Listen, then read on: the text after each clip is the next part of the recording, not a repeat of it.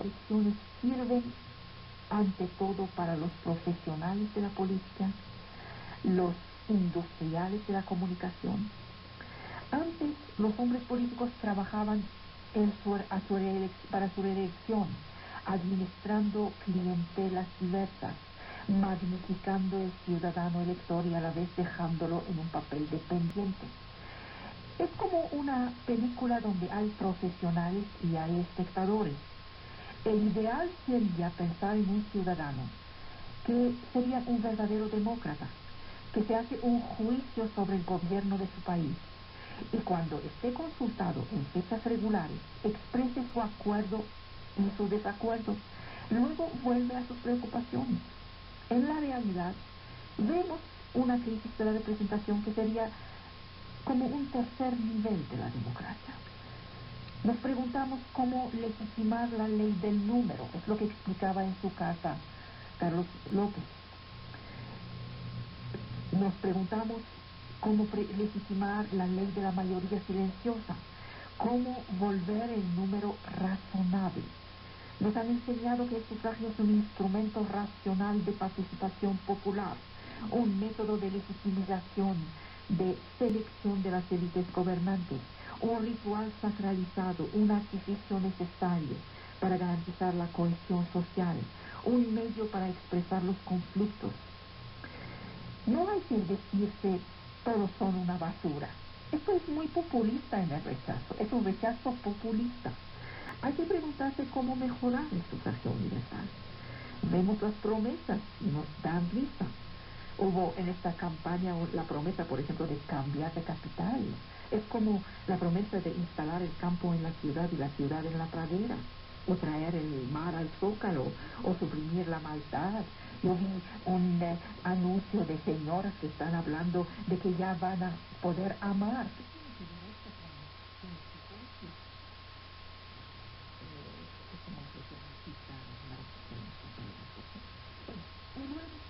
Hacer con los electores entre las consultas electorales. Estas sí son preguntas serias. Pues incitarles al trabajo, incitarles al silencio, buscar conocer la evolución de sus opiniones. Los sondeos son la continuación del sufragio por otros métodos.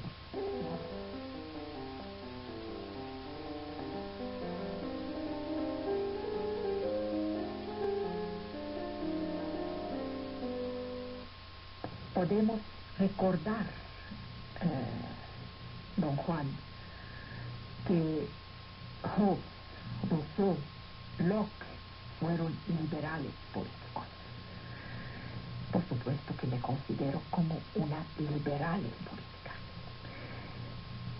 La idea de estos liberales es, si el individuo es el fundamento de las relaciones sociales, se vuelve contradictorio que su libertad y sus intereses sean quitados, abolidos en la sociedad a provecho de los intereses colectivos y de una autoridad civil. Políticamente, el liberalismo nace con la idea de la soberanía del Estado, que tiene por límites los derechos individuales. Los derechos individuales ponen un límite a la soberanía del Estado. Esta idea está prolongada por el liberalismo económico, con Smith, con Malthus, con Bastiat, con Ricardo, con Mill, con Say. La producción de las mercancías y de su intercambio son asunto individual, así como la satisfacción de las necesidades. Esta concepción no solo es válida a condición de suponer que la libertad económica, es decir, la libre competencia, el libre intercambio, la propiedad privada de los medios de producción, esta libertad económica da nacimiento a un orden natural que garantiza el funcionamiento, el equilibrio y la justicia en la sociedad. El liberalismo está ligado con el individualismo, con la concepción según la cual no hay una ley que determina la historia de los hombres. En la filosofía del derecho, Hegel muestra cómo la libertad individual, que en él es el fundamento de la sociedad civil, lleva a la miseria aquellos que por algunas circunstancias no pueden participar en la lucha económica. Y entonces viene Marx y trata de probar cómo el orden económico liberal tiene por consecuencia necesaria la explotación y la miseria. Vienen los neoliberales y contrariamente a el uso común de la palabra neoliberal, que le transformó en un insulto, los neoliberales vienen a reconsiderar el rol del Estado.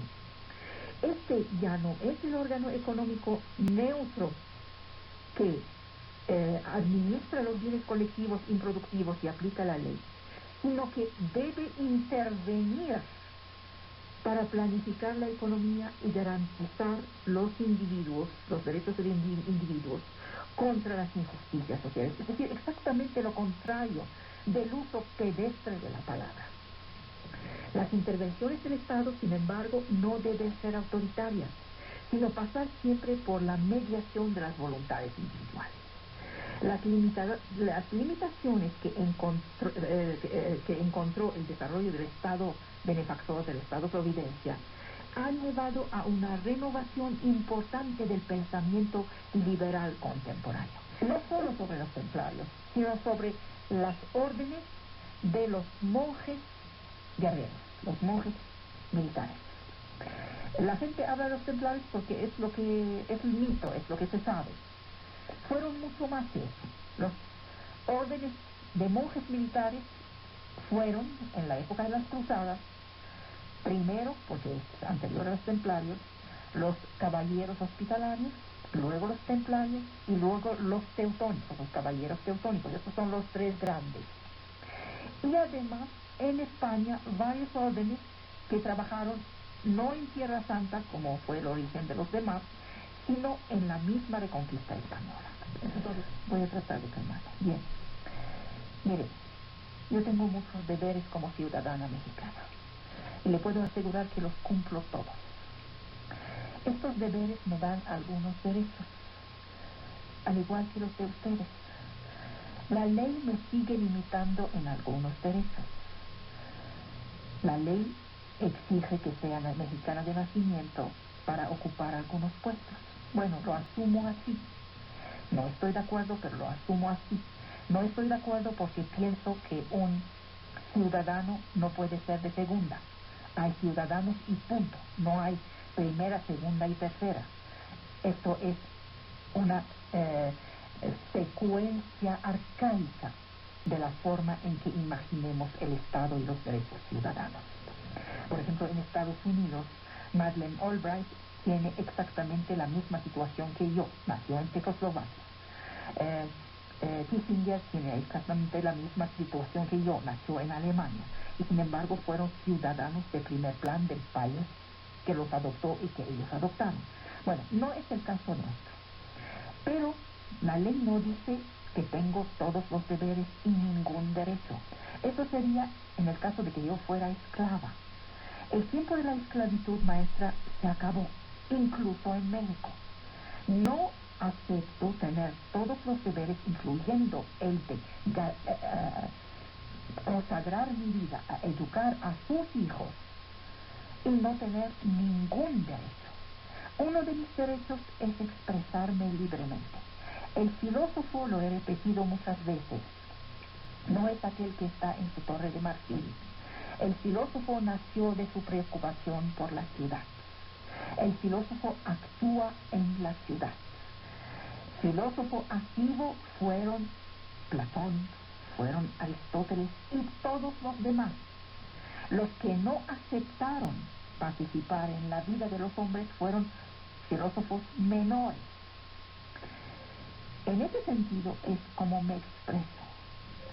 Ahora, censurarme significa llevarme a renunciar a mi trabajo. Yo no quiero ser una esclava, no lo quiero.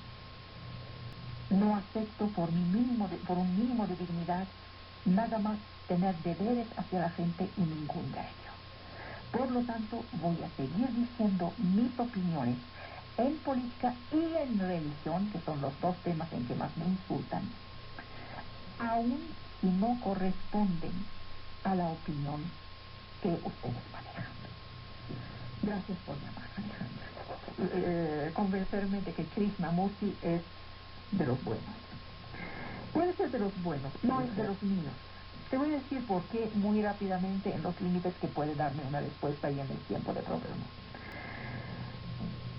El estilo es absolutamente contrario al mío. Los conceptos se oponen a los míos.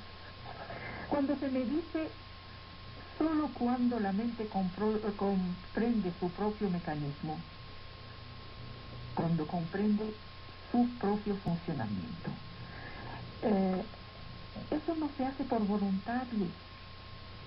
Cuando se llega a entender cómo funciona el cerebro, y esto es tarea de los científicos que trabajan sobre el cerebro, entonces podremos hablar de conocimiento de cómo funciona la mente. Ni siquiera sabemos qué es la definición de la palabra mente. Yo traté de poner esto en un par de programas donde el título estaba hecho de preguntas: mente, espíritu, pensamiento. Utilizamos cualquiera de las palabras para decir algo que no podemos hacer, porque estamos en el conocimiento del cerebro apenas en la infancia. Apenas estamos empezando a comprender cómo funciona este músculo mayor. Comprender el funcionamiento del cerebro no es un asunto individual de voluntad propia. Una señora se dice: ahora me voy a conocer a mí misma y me pongo con el señor Krishnamurti y leo sus libros para conocerme a mí misma. Esto ya es una actitud contraria a la que tomamos en este espacio. Esto depende de la ciencia y nosotros lo único que podemos hacer es estar al tanto de lo que se descubre cada día. Bien. Escape maravilloso. Yo no considero ni el Buda, ni Cristo, ni la política son escapes. Lo son para los que lo toman como a partir de su patología, como algo terapéutico. Si están tomados de manera sana, no son ningún escape. En el caso de Cristo puede ser fe, y esto no es escape, es algo sano. Si es de lucha política, es interés en la ciudad y es algo sano. Otras cosas también. Esta forma de utilizar incognoscible, desconocido, cognoscible, esto ya es una mezcla de términos que no lleva a aclarar nada. Conocerse a sí mismo, además, es mucho ombliguismo. Yo digo: pónganse a trabajar, a conocer el mundo y llegarán a conocerse a sí mismos. Conocerse a sí mismo no es sentarse y entrar dentro de sí. Eso es prácticamente imposible. ¿Saben que es más plausible conocerse trabajando de manera constante y modesta, humildemente, para todo mundo, que pretendiendo retirarse adentro de sí, mirando su ombligo? Esto es cuando la estupidez ha desaparecido, hay inteligencia. Discúlpame, yo ya, a partir de aquí ya no sigo. Usted nunca llega a su fin, nunca llega a su fin. El hombre más inteligente tiene momentos de intensa estupidez. Yo, tú, cualquiera de nosotros. Porque somos seres complejos. Tenemos campos de intensa inteligencia y intensa estupidez. A veces funcionamos en la sociedad y no funcionamos en los libros, a veces lo contrario. Cuando llegamos a entender, no llegamos a resolver confusiones, guerras, diferencia de clase, esnovismo. Yo no pondría estos términos en el mismo nivel. Es acumulación de términos bajo el título de problemas. Luego dices otra vez: por medio de música y arte. No, tú no lo dices, Krishnamurti parece que lo dice. Escape por medio de la música, pero la música no es un escape. Escape por medio del arte es rebajar todas las actividades humanas. Todo se vuelve escape, aparte de lo que dice el señor Krishnamurti. Me preocupa que esto se considera como algo parecido a lo que hacemos. No tiene nada que ver con lo que hacemos. Nuestra tarea no es esta. Nuestra tarea es llevar a algún conocimiento de la manera la más rigurosa posible, en un espacio mediático. No sería la misma actitud que yo tendría en un salón con un número limitado de alumnos.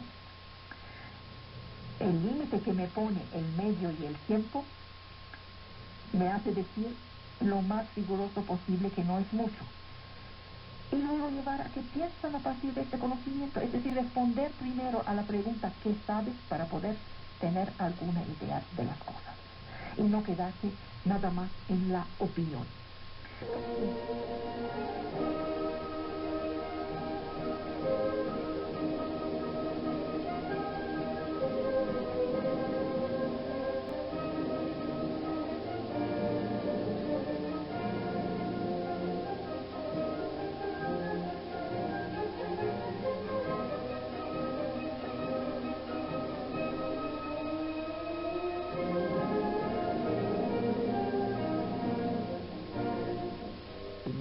La desglaciación de los polos, la desaparición de ciertas especies. Para el pensamiento religioso, el fin de los tiempos es un episodio que conduce a la ciudad radiante. Para un pensamiento laico es el fin de todo. Se detiene el carpe diem. El hombre tenía un sentido agudo de la continuidad de la historia de la comunidad, una manera no religiosa de pensar el fin. En la sociedad laica encontramos este pensamiento en las capas cultas. En cambio, aún el último de los creyentes, el más humilde, el menos instruido, está persuadido de que la muerte solo es un paso.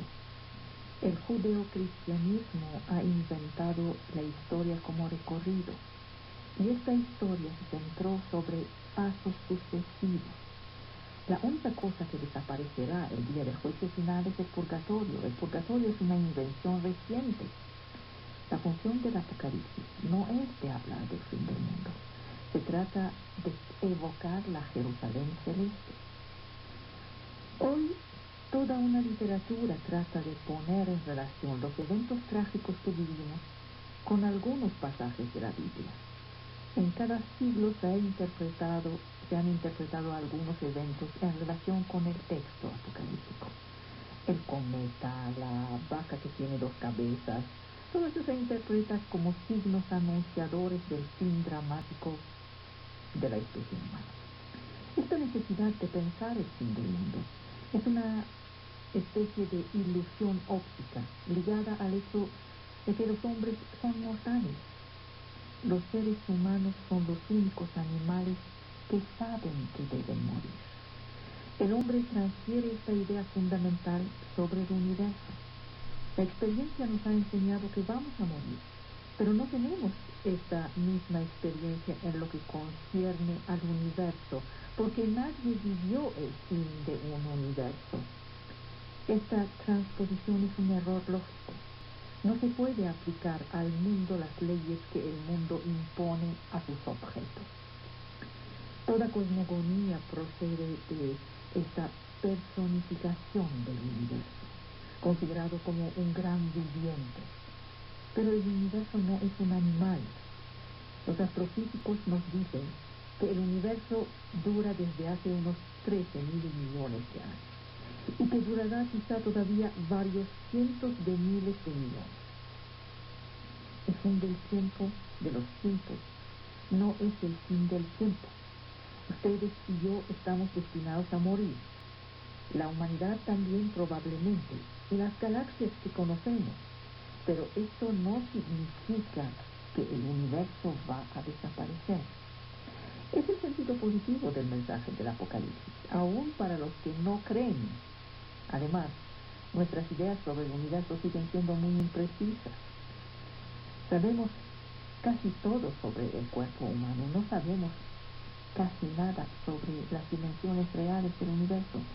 Entonces nos volteamos hacia las mitologías, las teorías ocultistas, los acercamientos irracionales. Este universo es sin comienzo ni fin, por lo que se vuelve casi imposible antropomorfizarlo, hacerlo humano. Decir que el tiempo tiene una dirección no es lo mismo que decir que tendrá un fin. El asunto se parece a la eternidad del mundo que se discutía en el medievo. Santo Tomás tenía interés en demostrar que el mundo no es eterno, porque si lo fuera, la idea de un Dios creador se volvería inútil. Tuvo que concluir que no existía posibilidad racional de demostrar que el mundo no es eterno. No se puede probarlo. La aptitud al delirio interpretativo está ligada a una relación que Occidente entreteje con el tiempo lineal. Toda aptitud a la paranoia interpretativa, todo pensamiento esotérico y ocultista, todo pensamiento que se dice de la tradición, todo pensamiento New Age y antimoderno, que a veces se hace llamar a sí mismo postmoderno, todo eso se niega a reconocer la realidad de la flecha del tiempo. Muchos ocultistas se acercan a los pensamientos orientales que no dan a la flecha del tiempo la misma importancia que nosotros. Para algunas tradiciones o filosofías orientales, estas relaciones de causa-efecto son fenómenos de superficie que no tienen nada que ver con una metafísica de ciclo eterno o de vuelta eterna. Pero el pensamiento ocultista occidental aplica a los demás fenómenos este desprecio hacia la flecha del tiempo. La ciencia contemporánea es hija de una visión judeocristiana del mundo. La flecha del tiempo no existe en las mitologías antiguas.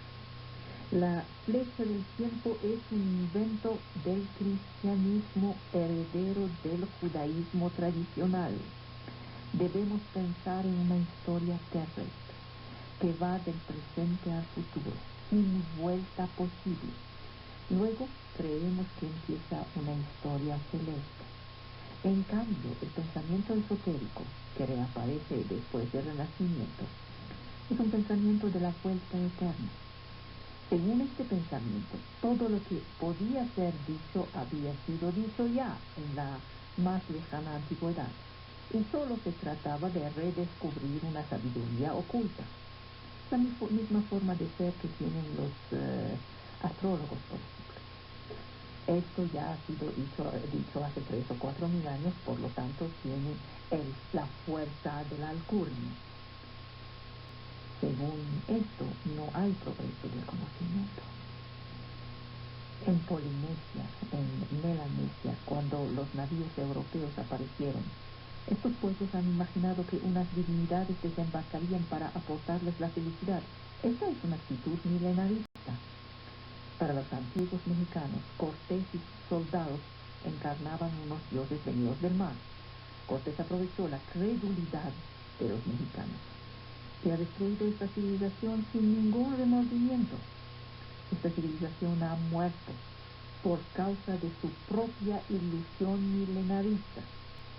Los antiguos mexicanos no tenían ninguna noción del progreso.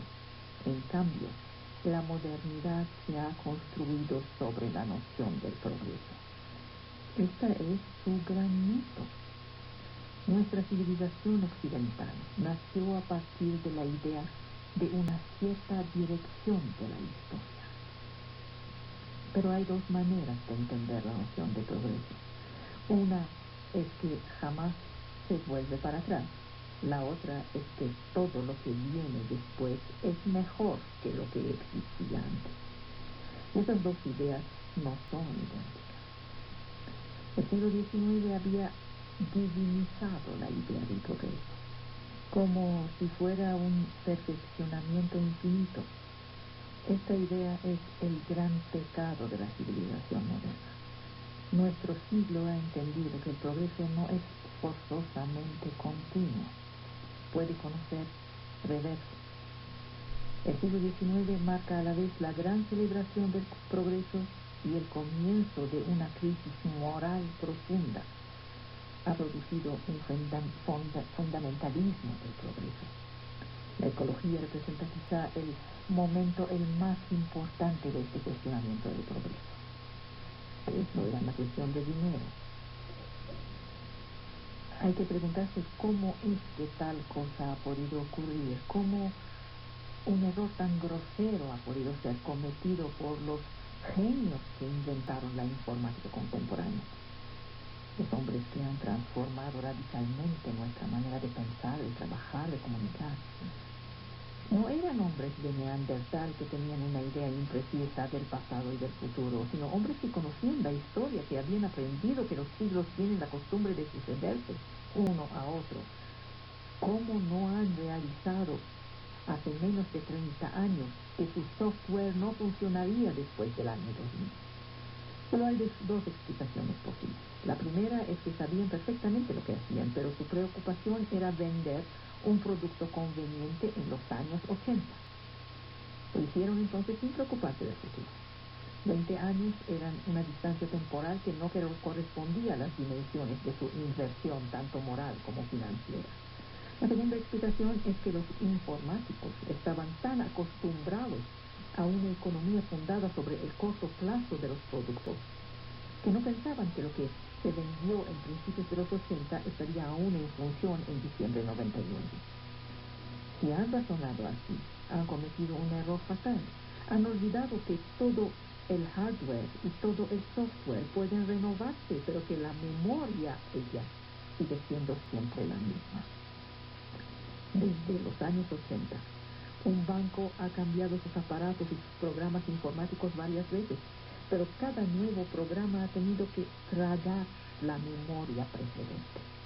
Se olvidaron de la memoria precedente. Esto significa una incapacidad de pensar a largo plazo. La mayor imbecilidad de la historia fue la de Napoleón, por ejemplo, quien vendió Luisiana para financiar su expedición a Rusia. Esto prueba que seguimos siendo tan imbéciles. No hay ningún cambio en la forma de ser los humanos. Luisiana era la región la más cultivada, ocupaba todo el curso del Mississippi. El problema se ha vuelto el síntoma de una relación difícil entre la memoria como tesoro del pasado y el futuro. Si hay un problema a la orilla del año 2000, este es la pérdida de la memoria histórica. Me dirán, Internet pone a nuestra disposición algo así como la memoria total de la humanidad. Durante siglos, nuestra cultura se definió por una acumulación ininterrumpida de los conocimientos. Hemos aprendido el sistema solar de Ptolomeo, luego el de Galileo, luego el de Kepler. Pero la historia de las civilizaciones es una sucesión de agujeros, donde desaparecieron toneladas de conocimientos. Los griegos han sido incapaces de recuperar los conocimientos matemáticos de los egipcios, lo que causó el florecimiento de los ocultismos que se basan en la idea de la recuperación de los antiguos saberes perdidos. Luego el medievo ha perdido toda la ciencia griega, la mitad de Aristóteles y todo Platón salvo un diálogo. A cada época se perdió una parte de los conocimientos. A veces se puede recuperar algunos fragmentos del saber perdido. La mayor parte de las veces nos quedamos impotentes. La memoria social y cultural tiene por función filtrar, no conservar. No lamentamos, por ejemplo, las matemáticas mesopotámicas. A veces hay censuras, como la Inquisición, como Stalin, como los sectarios del politically correct. Pero la función de la memoria individual o colectiva es filtrar. La cultura está hecha de memoria y de olvido. Y es un equilibrio difícil. No hay sobrevivencia sin memoria. Las sociedades siempre han contado sobre la conservación de la memoria, empezando por el papel del viejo de la tribu. Este transmitía las leyendas a las jóvenes generaciones. Es así que el grupo mantenía su identidad. Cada civilización encuentra su identidad cuando un gran poeta compone su mito fundador. Y cuando en una sociedad una censura borra una parte de la memoria, esta sociedad conoce una crisis. La memoria se encuentra amputada, alienada. La memoria debe ser respetada aun cuando es cruel. Recordar es escoger. Si recordara todo como el Funes de Borges, quien se recordaba cada hoja de cada árbol que ha visto en su vida, cada letra de cada frase de todos los libros que ha leído. Funes ya no puede ni actuar ni moverse. Lo que caracteriza la transmisión de la memoria es la filtración. y con esa la generalización. El inconsciente es un basurero en el cual se lanza lo que no sirve de inmediato. La cultura, la sociedad hace lo mismo. Internet o el World Wide Web es un inmenso funnel. Hasta ahora la sociedad había filtrado por nosotros a través de los manuales, las enciclopedias. Con el web, todo el saber, toda la información posible, aún la menos pertinente, está a nuestra disposición. Correcto.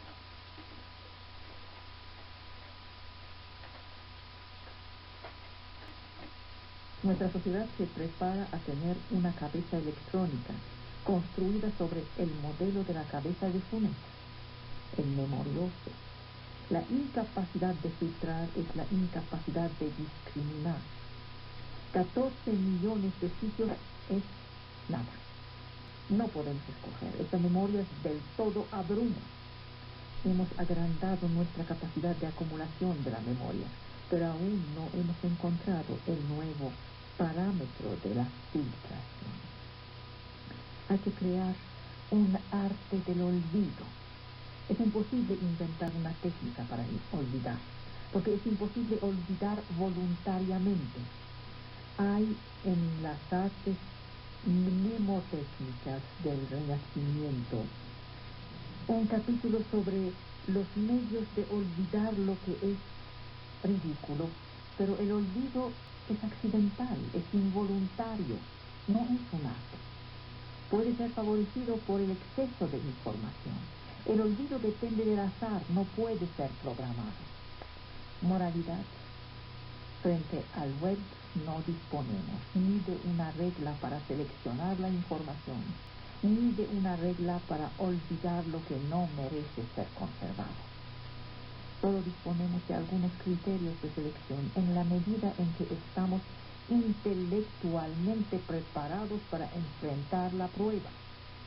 Me explico. Necesito información sobre Kant, por ejemplo. Activo el web, encuentro una cantidad increíble de información sobre el filósofo. Si tengo una buena cultura filosófica, seré capaz de eliminar a los mafufos, a los fanáticos, a los sitios que producen información a nivel primaria. Poco a poco, seleccionando entre todo eso, me quedo con 10 sitios válidos. Pero soy un especialista, tengo detrás de mí una vida de estudio.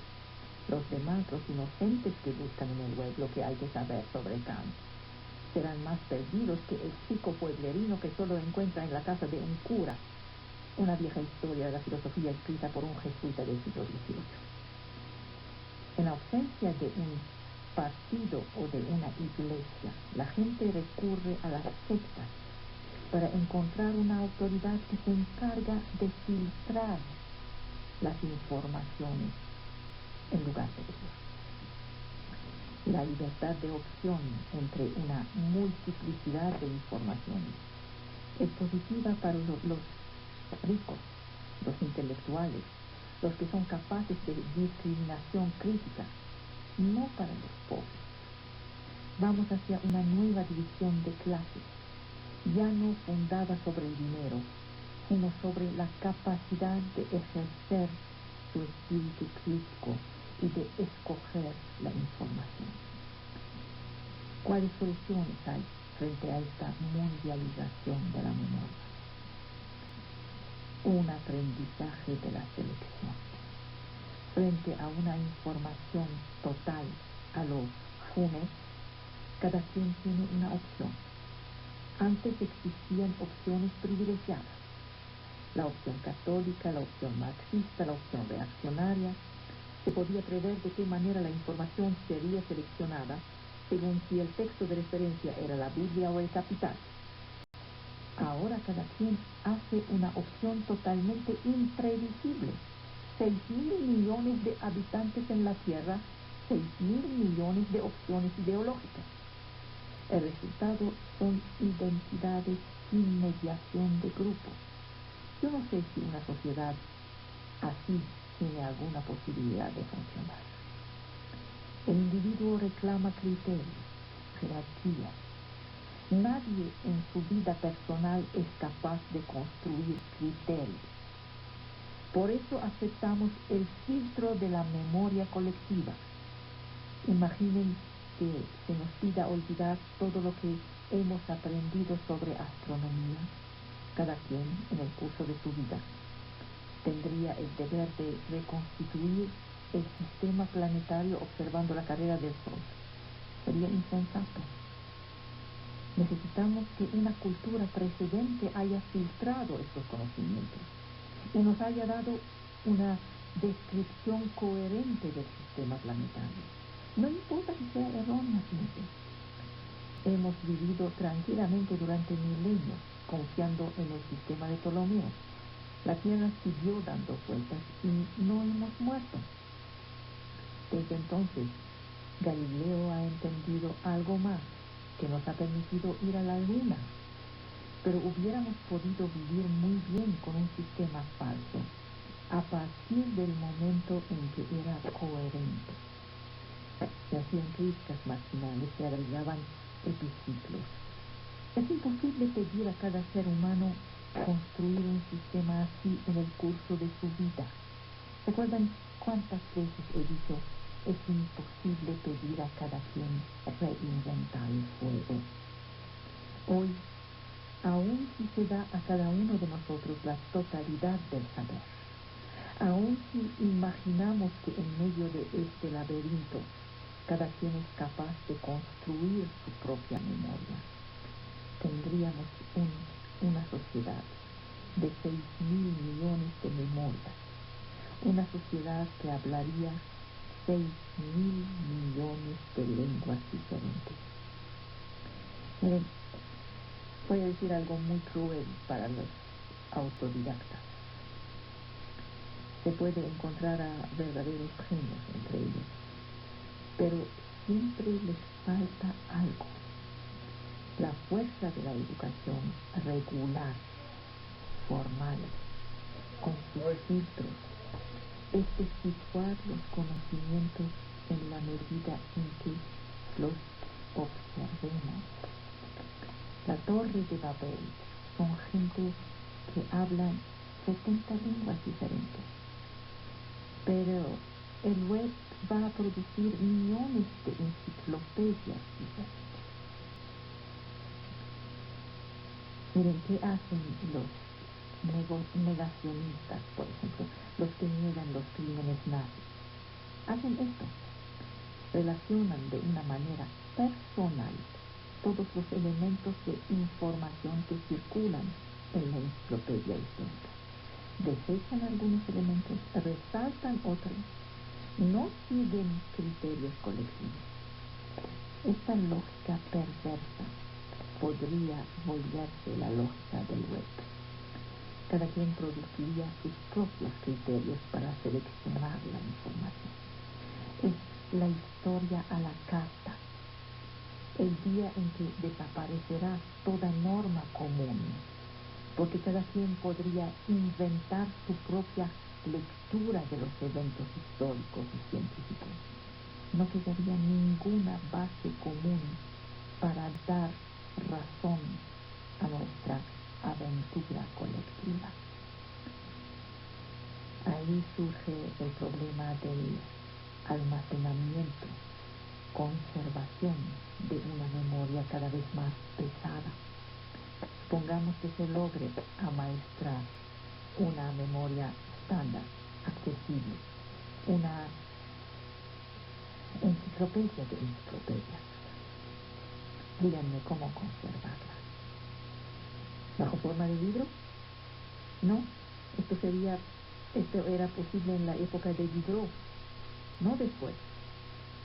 Hacia la mitad del siglo XIX se cesó de fabricar el papel con trapos, se empezó a fabricarlo a partir de la madera, la celulosa. Ahí surge el problema del factor de acidez.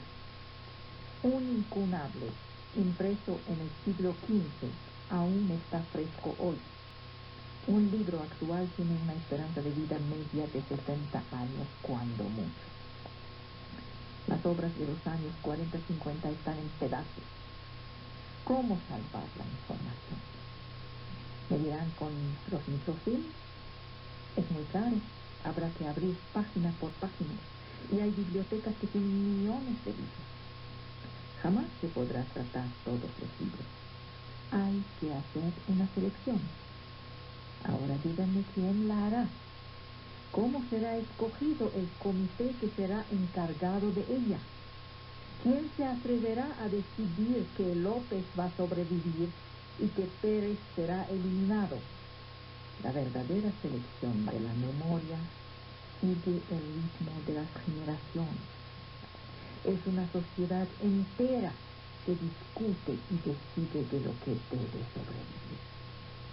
La acumulación de todas esas memorias servirá quizá a conservar algunas referencias, no caer en la ilusión de la novedad absoluta. Jamás hay novedad absoluta. Si nos proponen de golpe una nueva visión del mundo que lleva sobre el conjunto del saber en su globalidad, seríamos incapaces de asimilarla. El conocimiento es reformista, no revolucionario. Procede por cambios discretos, guardando el resto en equilibrio. La parte innovadora debe siempre componer, negociar con la parte conservadora. Al final de este siglo, tenemos el sentimiento de que vivimos un cuestionamiento general de todos los saberes heredados de los siglos anteriores. Las sacudidas son considerables. Nos preguntamos si no tenemos más dudas que otros siglos. ¿Saben? El siglo XVII tenía más dudas que nosotros. La diferencia con lo que nos ocurre hoy es que esta desilusión solo afectaba a una pequeña clase de sabios, de intelectuales. Los campesinos la ignoraban. Les parecía que había una permanencia.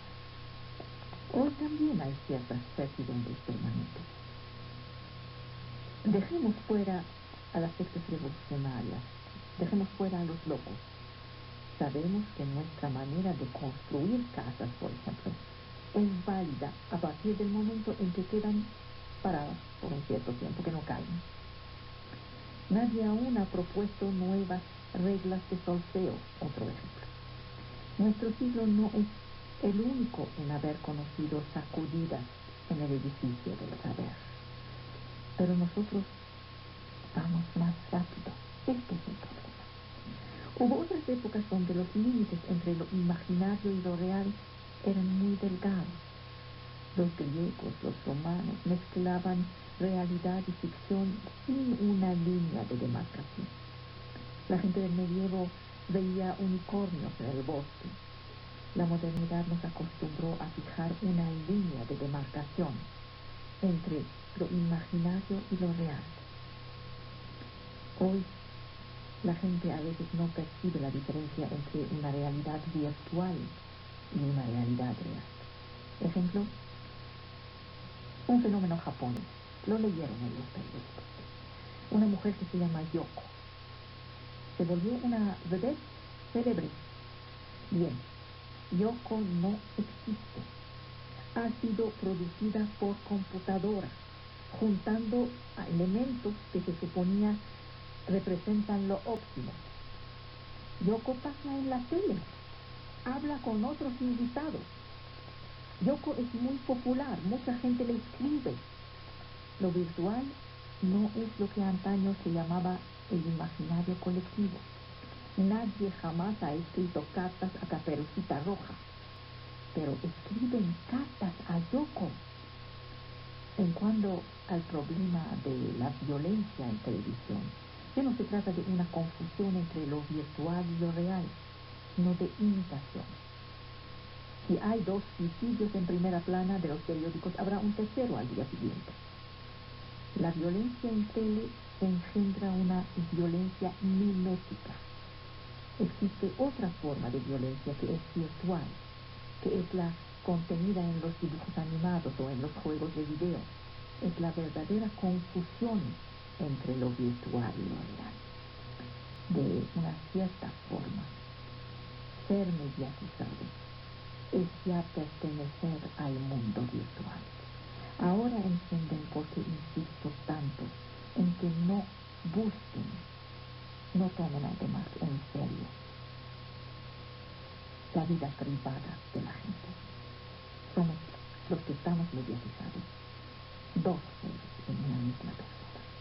Hay el mundo de afuera, que es el virtual, el mundo del trabajo, que no corresponde a nuestra vida real, que es exactamente como la suya, con sus pequeñas tragedias, con sus mediocridades, con sus sueños. No mezclen, no busquen. Este siglo va a terminar. ¿En qué es diferente de los que lo precedieron? Se ha matado en los siglos anteriores con menos remordimiento, más banalidad. En nuestro siglo los masacres han tenido una organización industrial. Los de antes exigían una crueldad más directa. La nuestra, digamos que es más cobarde, sin grandeza. La hipocresía es una constante de la conciencia moral, porque consiste en reconocer el bien y apreciarlo, aun si se está cometiendo el mal. Nuestro siglo medita sobre los grandes crímenes pasados. Y la gran amenaza del futuro es que, por primera vez en la historia de la humanidad, tenemos la posibilidad de destruir el planeta. También es trágica nuestra manera de transformar la naturaleza sin negociar con ella. El proceso de destrucción del medio ambiente ha empezado con la invención del fuego, con el primer golpe que se dio al pedernal para cambiar su forma. A partir del momento en que el hombre actúa sobre el mundo, lo deforma, lo destruye. La Tierra es el planeta más las especies que viven en ella. El planeta tuvo millones de años para acostumbrarse a las construcciones de las abejas. Nosotros cambiamos nuestras técnicas cada 6 meses. Nuestro problema es de hacer un pacto con la Tierra. La necesitamos. Debemos probar hasta qué punto nos puede aguantar. Hay que negociar. Se cambió el desodorante en aerosol por el desodorante de stick.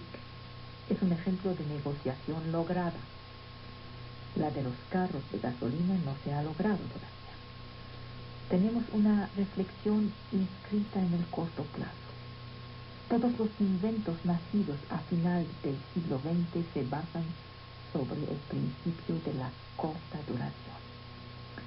La negociación debe fundarse sobre el sentido común, pero esto es contrario a nuestras pulsiones elementales. En el momento preciso en que el peligro se vuelve inmediato y mortal, el recurso a la negociación parece imposible. Entre los deseos para el siglo próximo debe estar la esperanza de una nueva ética de la negociación.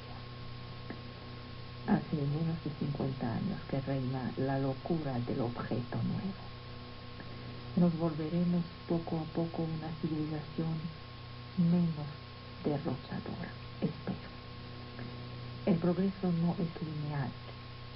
Una sociedad debe determinar un cierto número de prohibiciones que son el resultado de largas negociaciones. El principio central de la negociación es el realismo contractual. Ahora, aparte de la energía atómica y la televisión, todas las grandes invenciones son anteriores al siglo XX, en lo que concierne sus principios fundamentales, por lo menos, incluyendo la computadora, la radio, la electricidad, la aviación, el automóvil. Desde el siglo XIX tenemos una sociedad fundada sobre la tecnología. La gran revolución de nuestro siglo no es la tecnológica, es la social. Un nuevo tipo de relaciones entre las personas ha aparecido. En el XIX, mientras se inventaba el avión, el automóvil, la electricidad, Las relaciones entre padres e hijos, entre hombres y mujeres, eran idénticas al medievo. Los niños trabajaban. No había un verdadero cambio en las costumbres. El manifiesto comunista de Marx y Engels era un grito de revuelta, una provocación inaudita. Hoy estos valores del manifiesto comunista se han vuelto universales. Una de las razones de la caída del comunismo, si lo piensan bien, una de las razones de la caída, no es solo porque ha sido mal aplicado, sino porque sus reivindicaciones ya han sido asimiladas por el capitalismo avanzado. Las amenazas globales nos han vuelto más solidarios, nos han dado el sentimiento de estar embarcados en el mismo barco. Este sentimiento de tener una dignidad igual es absolutamente nuevo, pero el surgimiento de una nueva conciencia moral no corresponde siempre necesariamente a un nuevo comportamiento moral. Hay distancia entre los valores proclamados y la práctica cotidiana. El cristianismo no ha cambiado la conciencia moral de Occidente. Una ideología es un conjunto de ideas que ofrecen una cierta visión del mundo y de las líneas de acción. Hemos visto la caída de las grandes ideologías que implicaban una participación en la construcción de la sociedad. De ahí salió el desamparo y la vuelta de las religiones. ¿Por qué? Para reencontrar la aventura colectiva, no por un sentimiento religioso profundo, sino por la adhesión a ideales aceptables de vivir juntos en algo de fraternidad, porque no tienen una razón comunitaria superior que los detenga encima del vacío. La crisis es terrible. La desgracia de nuestro siglo es haber querido realizar esas utopías de la manera pretendida más científica. Las ciudades radiantes de los arquitectos han sido unos fracasos, como han sido unos fracasos las sociedades perfectas del comunismo. La utopía realizada de Thomas More fue 1984 de Orwell. El siglo XX fue el siglo de la industrialización de la utopía, lo que vuelve lo que pasó a los judíos durante la Segunda Guerra Mundial, la Shoah, la solución final. Lo que vuelve esto horrendo es que fue parte de un proyecto utópico global. Los cruzados fueron salvajes, por supuesto, pero no tenían teoría, no tenían plan de exterminación. Lo que les inspiraba era un antisemitismo primario y un cierto desprecio por la persona humana en general. El genocidio de los judíos por los nazis es parte del plan de realización de una sociedad llamada perfecta por los nazis. Nuestra época ha visto el fin de la esperanza cristiana, luego el fin de la esperanza laica de un futuro radiante. El filósofo Emmanuel Mounier hablaba de un optimismo trágico en relación con su posición. Este optimismo trágico consiste en lograr pequeñas mejorías sucesivas. ¿Para qué escribir libros si no sabemos si habrá alguien para leerlos en 1000 años? Nuestra identidad está fundada sobre la larga memoria colectiva. Hemos pasado de la materia inanimada a la materia animada a la materia pensante. Es la teoría de Teilhard de Chardin sobre el proceso de hominización. Hemos prolongado la duración de la vida, producido nuevas prótesis químicas. Hay hoy más espíritus bien formados que antes. Desde este punto de vista, hay progreso, hay crecimiento cuantitativo de los posibles. Pero miren lo que Aristóteles entendió sin tener los medios y las enciclopedias de las cuales disponemos. La diferencia es que se trataba entonces de genios aislados. Hoy una cantidad mucho más grande de individuos accede al conocimiento. En cuanto a la filosofía, lo que estimula el cuestionamiento ha cambiado, pero el problema fundamental es siempre el mismo. El año 2000 es un pretexto para hacer cuentas. Si soy creyente, encontraré sublime que Dios haya pedido a su propio Hijo sacrificarse para la salvación de todos los hombres. Esta es la especificidad del cristianismo. Pero si considero que Dios no existe, la cuestión se vuelve aún más sublime. Debo preguntarme cómo una parte de la humanidad ha tenido suficiente imaginación para inventar a un Dios hecho hombre y aceptando dejarse morir por amor a la humanidad. La humanidad ha sido capaz de concebir una idea tan sublime. Antes inventaba dioses que devoraban a sus hijos, dioses adúlteros, malos. Luego concibió la idea del sacrificio de amor. La invención del cristianismo es una bella justificación de la existencia de nuestra especie.